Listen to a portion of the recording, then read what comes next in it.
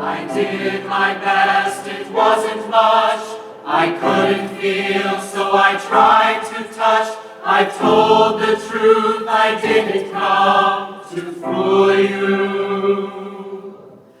And even though it all went wrong, I'll stand before the Lord of song with nothing on my tongue but hallelujah. Hallelujah. Hallelujah. Hallelujah. Hallelujah.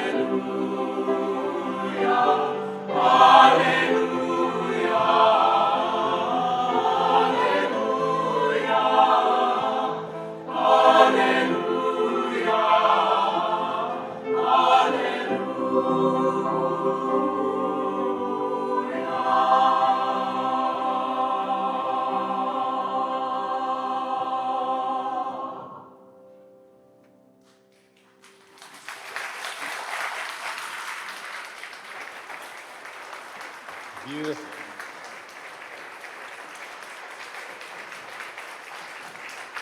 Beautiful. Beautiful. Yahweh. Last year, around this same time, a little loud, during the Pride Month, I stood in this very spot and declared that I was gay. It was the first time that I had ever publicly announced that I was a member of the LGBTQ plus community. A great deal has changed since I made that announcement. In various ways, I've come out of the closet, so to speak, many times since. I will say that each time has held some emotional toll, but it has gotten easier to own my own truth. So I'm here to proclaim today that, yes, I'm here, and I'm still queer.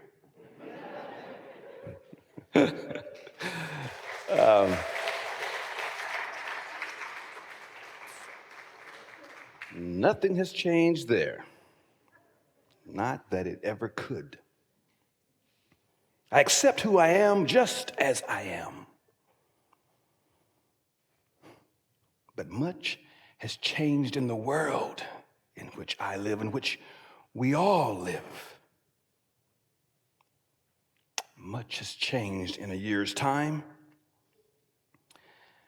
An article in our own Beyond Belief publication, echoed by the Black Wall Street Times, quoted me as saying that we are on the precipice of Roe versus Wade being overturned.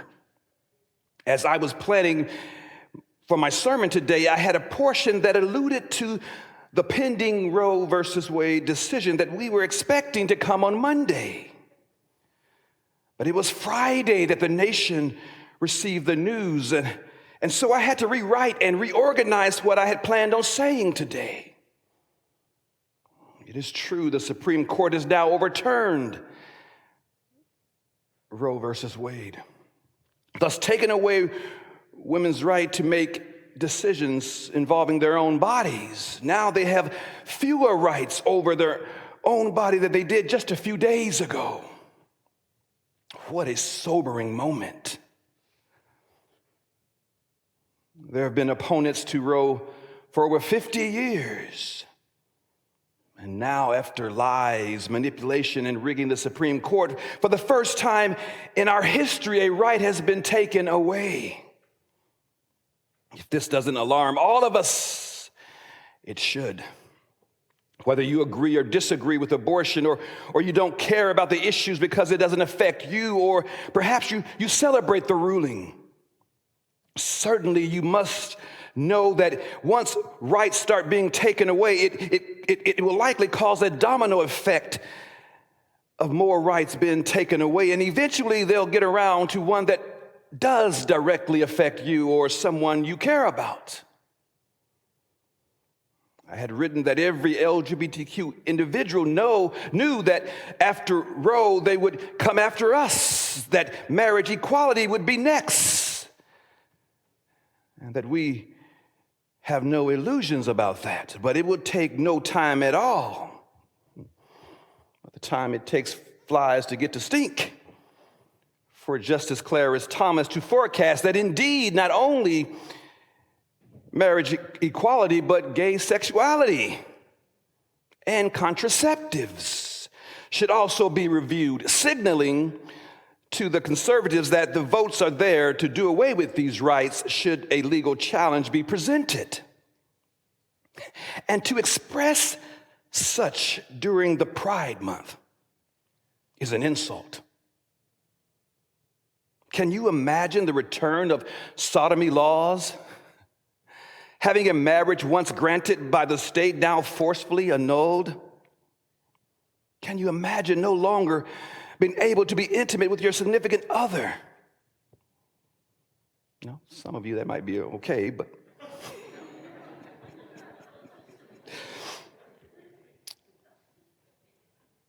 it was unthinkable until last Friday.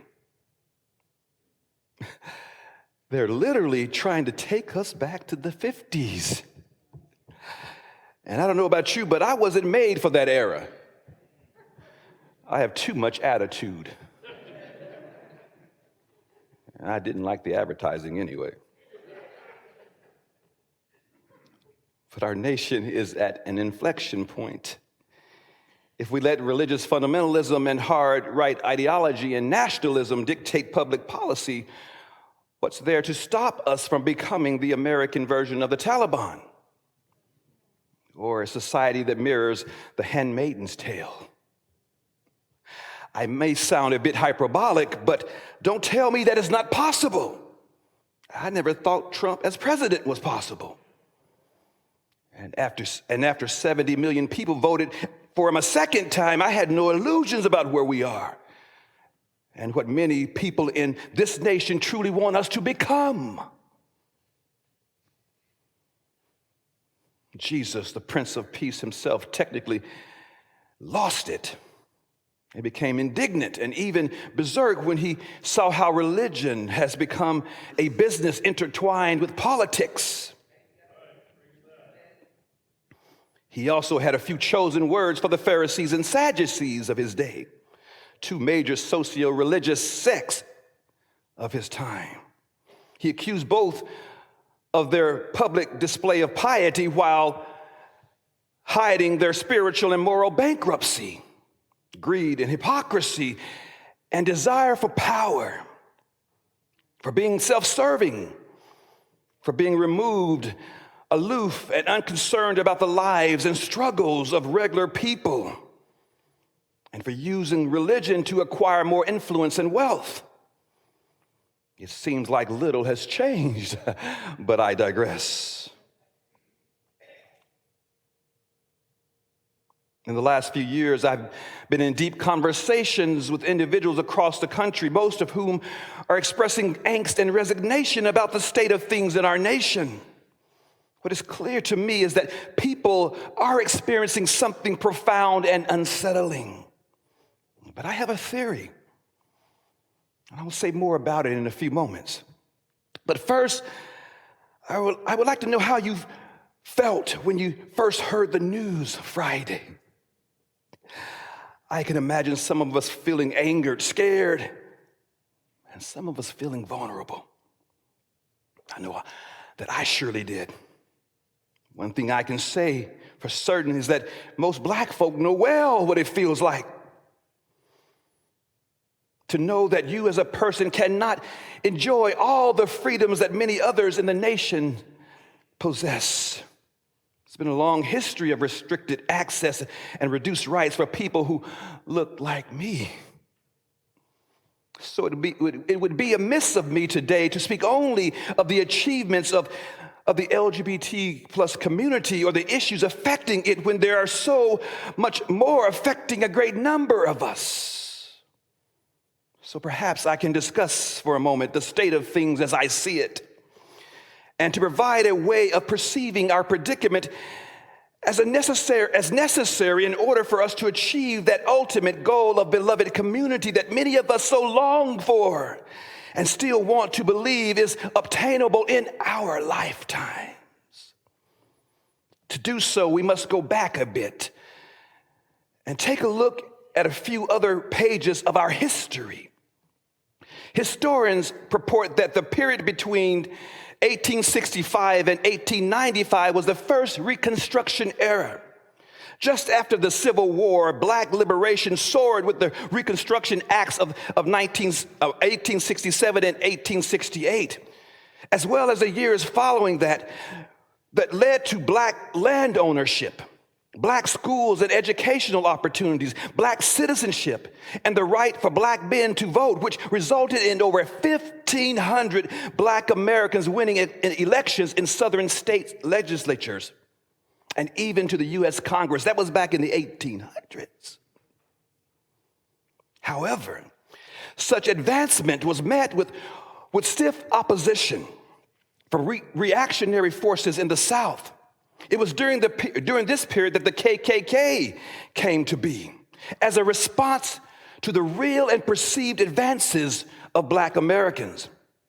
Over the next 10 years or so, an ensuing violent backlash reversed all of the social advances that had come with Reconstruction, while solidifying white supremacy. Blacks became further disenfranchised by Southern whites who were steadily enacting oppressive laws that would later become known as Jim Crow laws. And because they had the Supreme Court on their side, I said they had the Supreme Court on their side, black disenfranchisement and discrimination were cemented in place when in 1896, the Supreme Court ruled Jim Crow constitutional. And with Jim Crow enforced and codified as law, campaigns of terror against blacks skyrocketed, with thousands of black men, black women, boys, and girls lynched with impunity. Churches were burned to the ground, and there was a large number of Confederate statues and monuments erected to intimidate the black population and to remind them of their place in the white supremacy society. To think of it, the country went from the Emancipation Proclamation in 1863 to the Union victory against the Confederacy in 1865, then to the ratification of the 13th Amendment the same year, which abolished slavery. All of those advances to the U.S. Supreme Court in 1896, Plessy versus Ferguson decision, ratifying the separate but equal principle, Jim Crow, which will become law of the land for over 50 years after. Now, the years between 1946 through 1907 saw the second Reconstruction era. This period, like the first Reconstruction, was also marred by a disturbingly violent backlash. Again, there was intense resistance to change. And the white backlash was certainly connected to the social advancements of the period. Indeed, there were very significant advancements. The civil rights achievements were Brown versus the Board of Education in 1954, which legally ended segregation. The Civil Rights Act of 1964 and the Voting Rights Act of 1965. How many of us recall the images of 6-year-old Ruby Bridges being jeered by angry adults as she became the face of desegregation in the New Orleans public school system? This period saw renewed campaigns of terror and a return to erecting Confederate monuments. The assassinations of nonviolent civil rights activists, the Reverend Dr. Martin Luther King, Medgar Evers, and the killing of Unitarian minister Reverend James Reed, to name a few.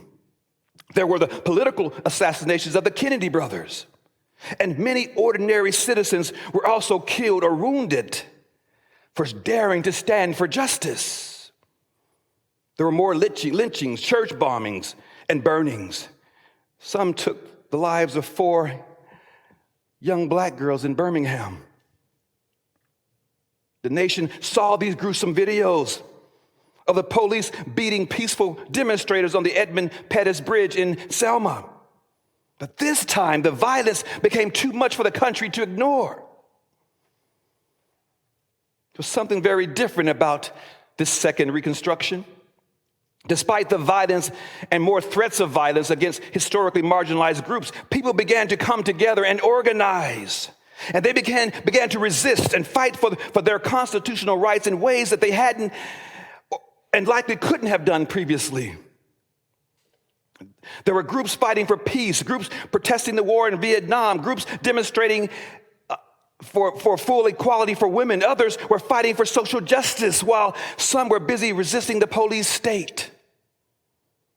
The Stonewall Uprising on June 28, 1969 was one such moment.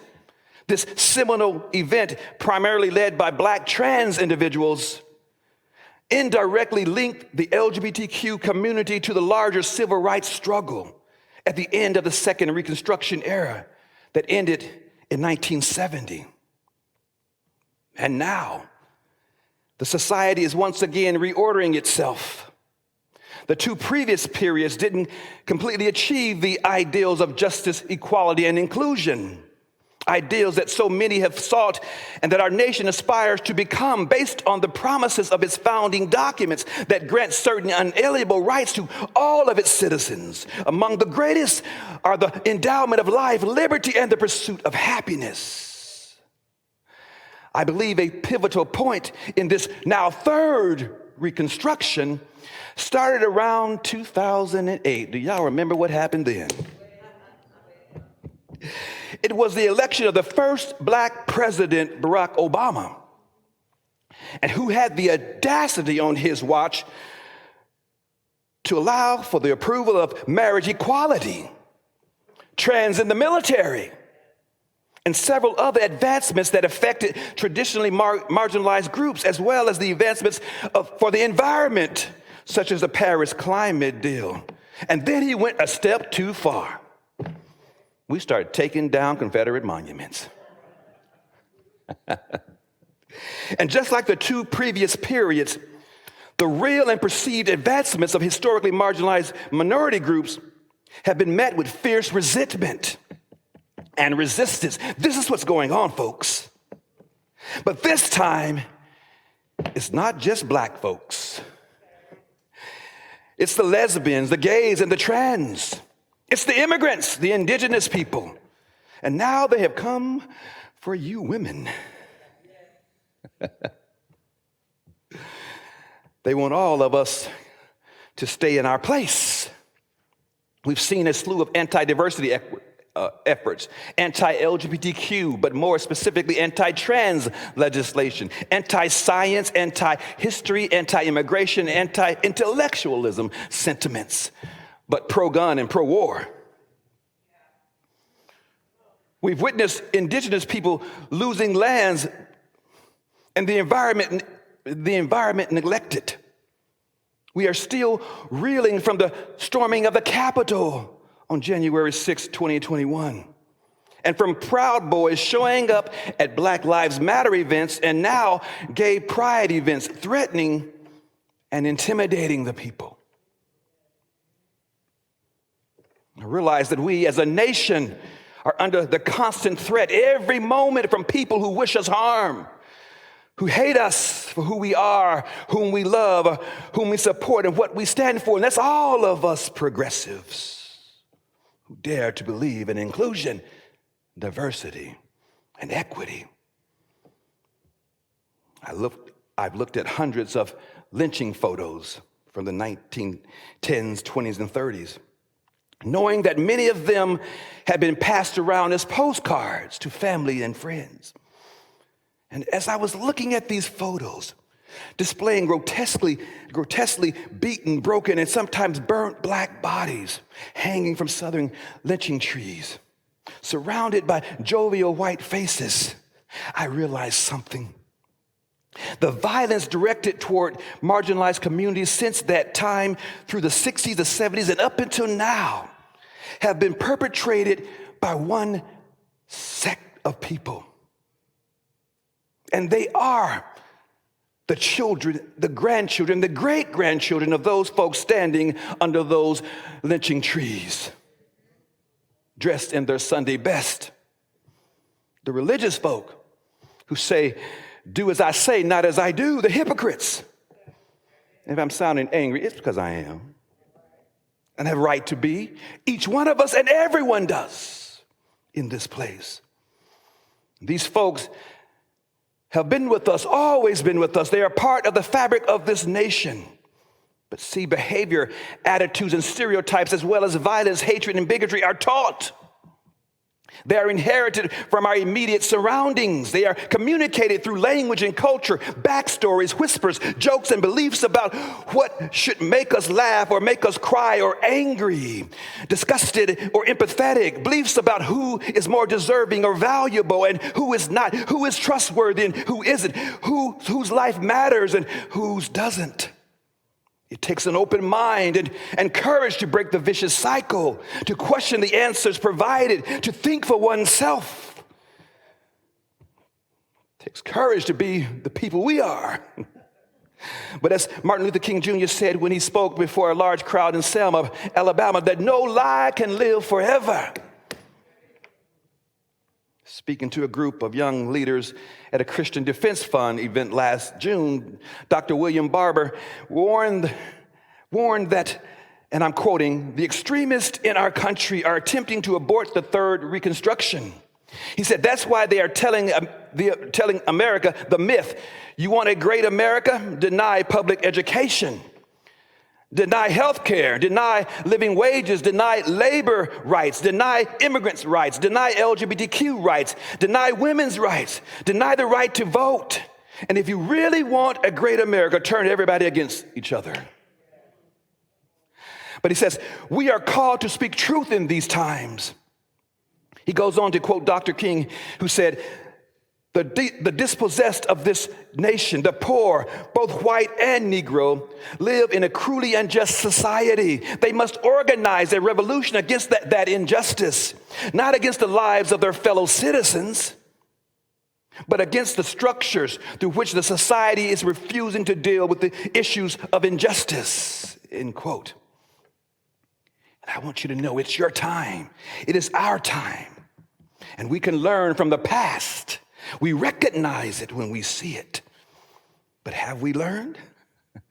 I've come to believe that what you and I and many others across the nation may be experiencing is something of a crisis of faith, a crisis of conscience. I would describe it as a conscience of democracy. A crisis of faith is usually identified as periods of intense doubt and internal conflict about one's preconceived beliefs that have now become irreconcilable with the reality and the circumstances of one's life or whatever life path is in question. See, I experienced my own crisis of faith that ultimately led me here. One day, I realized that my reality could not be reconciled with what I was led to believe about a number of things, God and wife and life and everything else.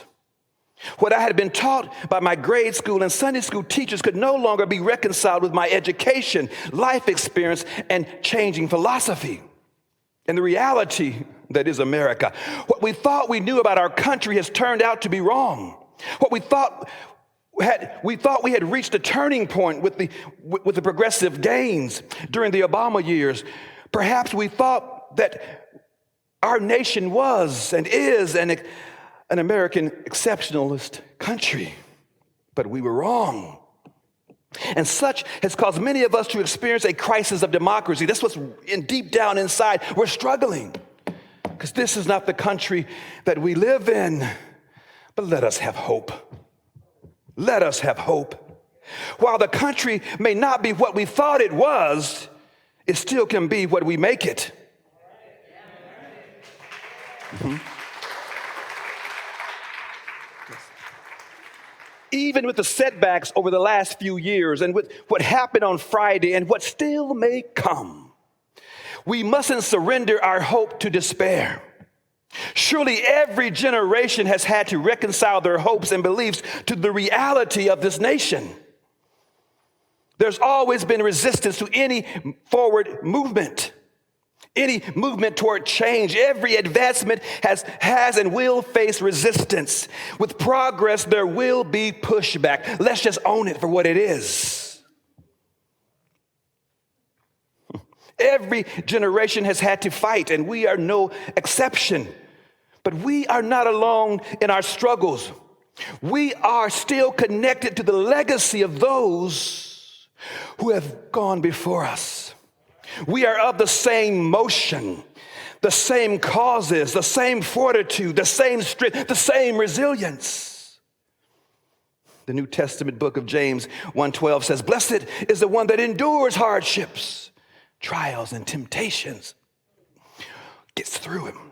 Surely those who went before us had their disappointments, their setbacks. Some of them may have even lost hope and their faith. They suffered injustice. Promises were broken. They faced a corrupt Supreme Court and suffered through Jim Crow and the KKK night raids. The Civil Rights era has never ended, folks. I said the Civil Rights era has never ended, folks. So we will and must persevere. Let us continue to mobilize like the generations before.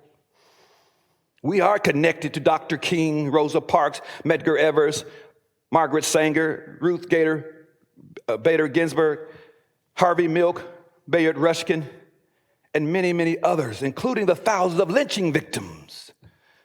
Today we stand for them and for ourselves. They endured the likes of Anita Bryant, Jerry Falwell, and we will overcome the threats from Clarence Thomas.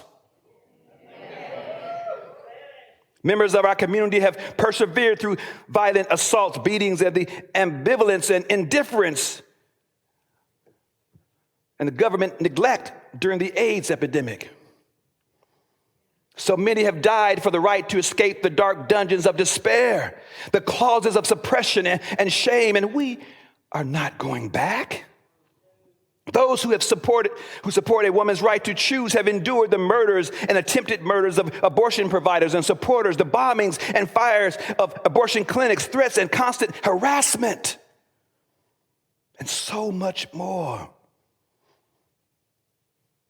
And although it may appear that justice has been stymied for now, we will remain strong and unafraid. And we will certainly get past Samuel Alito's opinion. Today, take pride in standing with your LGBTQ family. Take pride in supporting the cause of every woman and every girl who must now fight anew for the right that their parents and grandparents had already fought and won.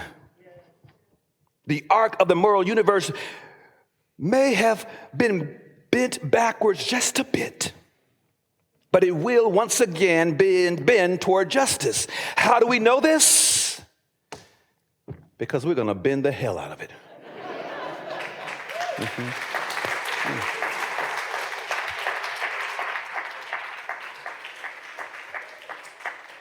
It won't bend on its own. It will only bend as we bend it, through our constant pressure and persistence toward positive change, come what may. Because we have no choice. All of us are fighting in the defense of our own happiness and in the defense of the liberty of our nation, a nation we love and will fight for. So we must overcome. And everything from our past, everything from our history shows us that we can do it. May it be so. Amen.